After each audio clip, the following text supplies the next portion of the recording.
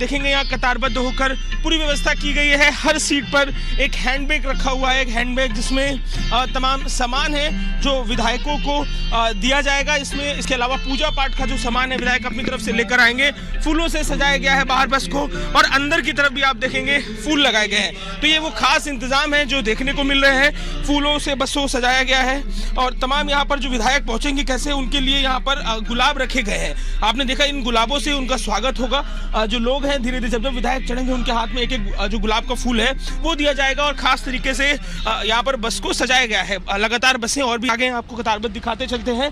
तकरीबन बताया गया था कि 10 से ज़्यादा बसों का इंतजाम है। ये 5 नंबर की बस थी, 6, 7, 8 लगातार कतारबद्ध लंबी श्रृंखला बसों की दिखाई दे रही है। तो विधायक पहुंचने लगे हैं, बसें पहुंचने लगी हैं और अब से कुछ देर में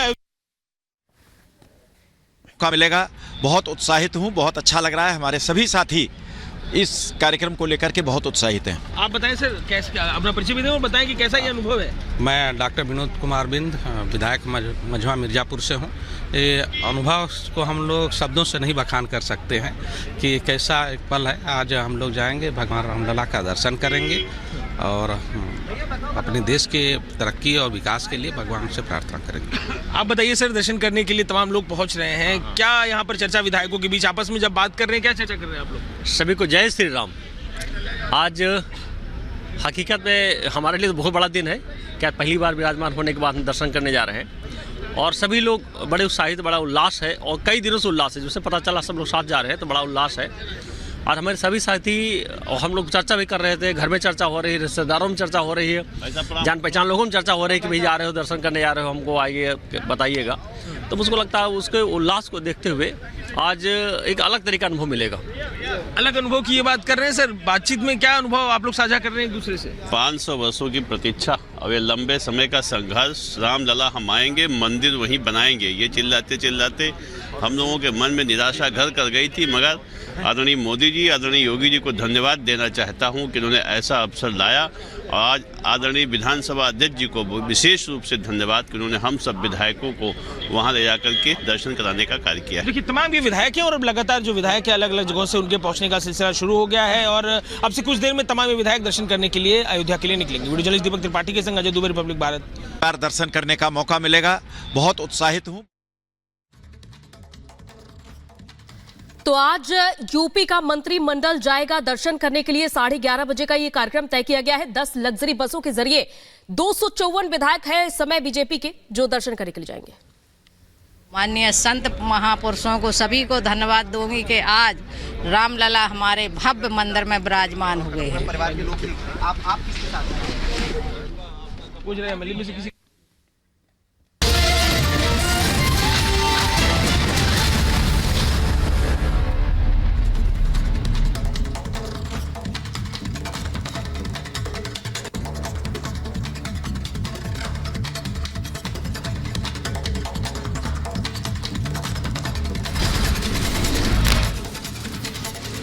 आज मध्य प्रदेश के झाबुआ जाएंगे प्रधानमंत्री मोदी। लोकसभा चुनाव से पहले कई विकास परियोजनाओं की देंगे सौगात। प्रधानमंत्री आहार अनुदान योजना की किश्त भी करेंगे जारी।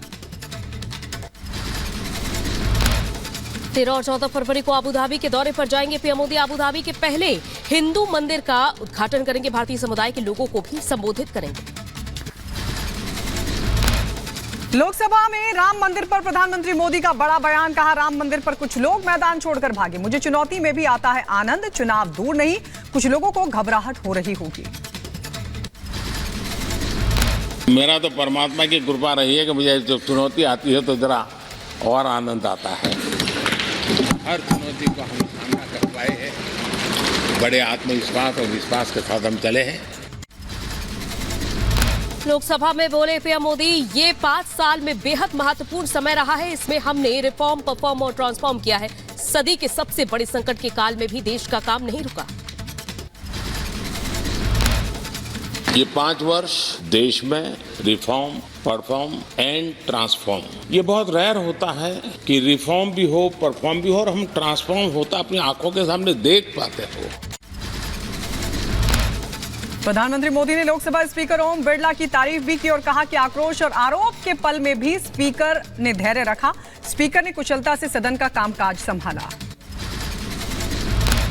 पीएम मोदी ने सेंगोल का भी जिक्र किया, कहा नई संसद में मार्गदर्शक के रूप में सेंगोल स्थापित हुआ। नए भवन में विरासत का अक्स दिखाई देता है। G20 की अध्यक्षता से दुनिया ने भारत का सामर्थ्य भी देखा। प्रधानमंत्री मोदी ने अपने पिछले 5 साल के कार्यकाल को गेम चेंजर बताया और ये कहा कि इसमें बदलाव के लिए कई बड़े फैसले लिए। कश्मीर से 370 हटाकर संविधान की खाई को किया गया खत्म। अब कश्मीर में सामाजिक न्याय। इसी सदन ने धारा 370 आर्टिकल 370 हटा के उसके पूर्ण प्रकाश के साथ उसका प्रकटीकरण हुआ। पीएम मोदी ने 3 तलाक और नारी शक्ति बंधन बिल का भी जिक्र किया, कहा 17वीं लोकसभा में नारी शक्ति को सम्मान दिया, मुस्लिम बहनों को 3 तलाक से मुक्ति दिलाई। लोकसभा में प्रधानमंत्री मोदी ने बताया आने वाले 25 सालों का प्लान, कहा अगले 25 सालों में देश को विकसित भारत बनाएंगे। आजहा युवा ने इस सपने को संकल्प बनाया। आने वाले 25 वर्ष हमारे देश के लिए बहुत महत्वपूर्ण है। 25 साल वो हैं जो देश इच्छित परिणाम प्राप्त करके रहेगा।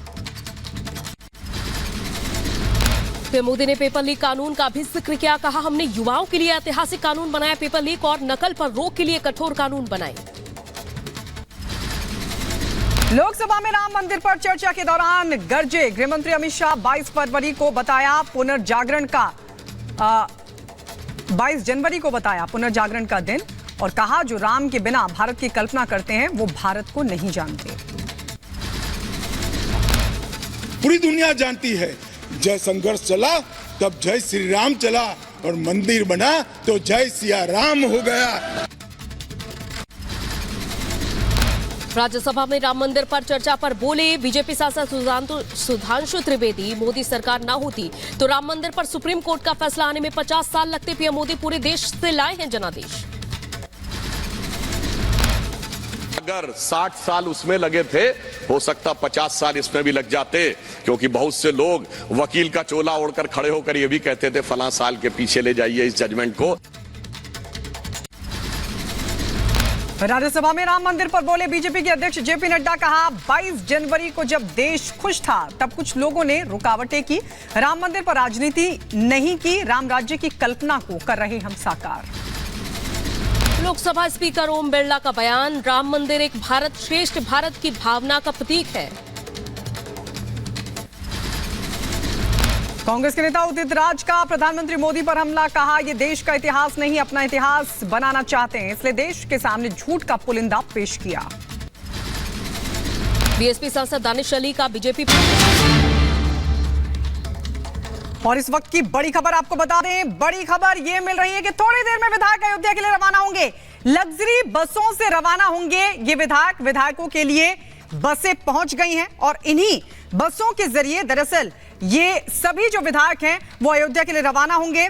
आपको बता दें दरअसल ये तमाम जो विधायक हैं वो अयोध्या में भगवान रामलला के दर्शन करेंगे।